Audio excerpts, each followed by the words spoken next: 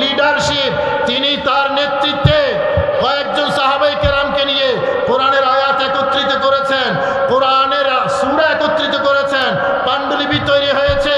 এই পাণ্ডুলিপি আজকে সারা পৃথিবীর মধ্যে আছে।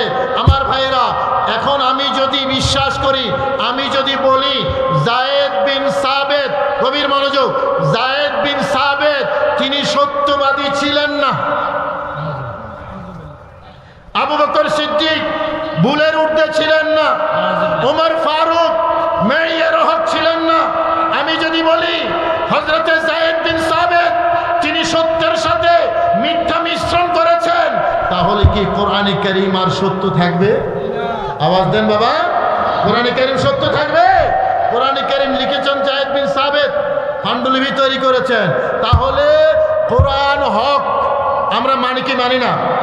আওয়াজ দেন, কোরআন বলেন তো সবাই, কোরআন হক, কোরআন হক, এটার মধ্যে কোনো সন্দেহ নাই। এই কোরআন আমার ঘরে আছে, এই কোরআন সর্বপ্রথম পাণ্ডুলিপি তৈরি করেছেন যায়েদ বিন সাবেত, হযরত ওমর ফারুকের পরামর্শে, আবু বকর সিদ্দিকের অনুমোদনে।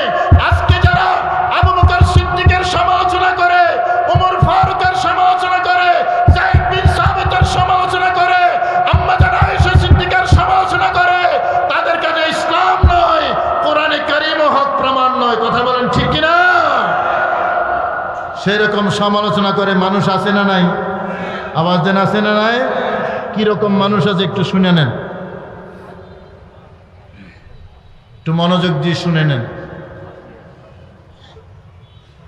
যে হাদিসটা আমি উল্লেখ করেছি, মনোযোগ আছে আপনাদের?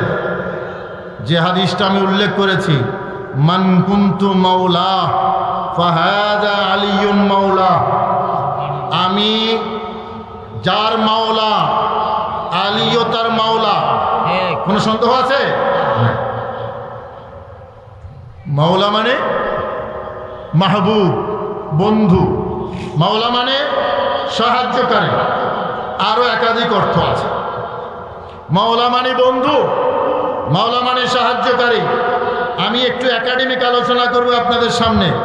আমার ভাইরা, মাওলা শব্দ দিয়ে যদি আমি এই অর্থ নেই যে মাওলা মানে খলিফা, মাওলা মানে খলিফা, মানে আমি যাওয়ার পরে খলিফা হবে হযরতে আলী। আমি যদি মাওলার এই অর্থ নেই, যেমন কেউ কেউ নিয়েছে মাওলা মানে খলিফা, নবীর